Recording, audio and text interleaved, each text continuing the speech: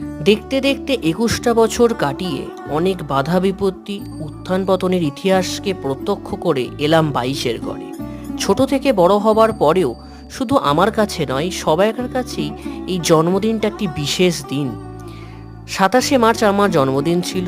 ওই দিনকে আরও বিশেষ করে তোলবার জন্য এই মানুষটার অবদান সত্যি অনস্বীকার্য। আমরা চলে গেছিলাম প্রিন্সেপ ঘাটে ওই দিন।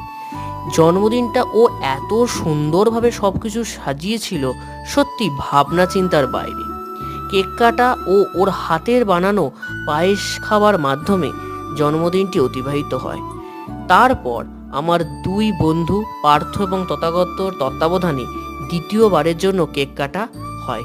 সত্যি আমার খুব ভালো লাগছিল। তারপর পারিবারিকভাবে তৃতীয়বার বোন, কাকা, কাকিমা, ঠাকুমা, বাবার সান্নিধ্যে জন্মদিন পালন হয়। সত্যি খুব ভালো লাগছিল। যাই হোক, সবাইকে